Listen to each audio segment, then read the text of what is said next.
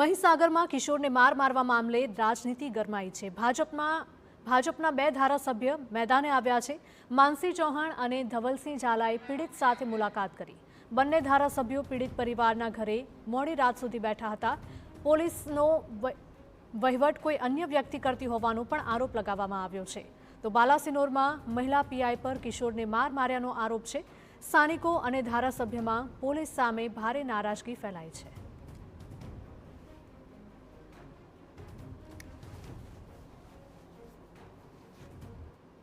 આડી અવળી રીતે બીજા થ્રુ અને સ્વયં ક્યાંક ને ક્યાંક ધમકીઓ આપવામાં આવી છે।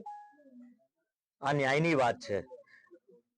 કોઈ ગરીબ પરિવારનો વ્યક્તિ પહોંચી ના વળે એટલે એને આ રીતના, અને ખાસ કરીને જે વાત કરું તમને કે પોલીસ સ્ટેશનની બાજુમાં એક બીજી ઓફિસ બનાવી છે જેને રિમાન્ડ રૂમ કહે છે કે વહીવટી રૂમ કહે છે, અને એની અંદરથી આવા પ્રકારની પ્રવૃત્તિઓ થાય એ ખૂબ દુઃખની વાત છે।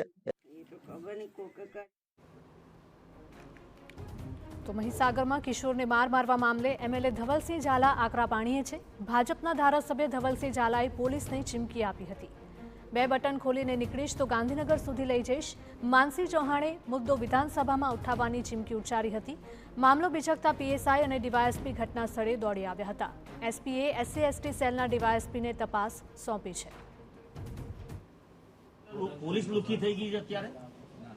અને એવું જ છે ને, તો શું છે, પોલીસ તો બોલાય ઊંચા કરીને ધમકી આલે એટલે એવું ના મતતા બે બટન ખોલી નીકળી જશે બજારમાં, તો અહીંયાથી બાલાસિનોર લઈને જઈશ ગાંધીનગર સુધી। એવું ના મતતા તમે કે આ છોકરાઓને મારી મારીને તમે એમને દાદાગીરી કરવા બેસી જાઓ એટલે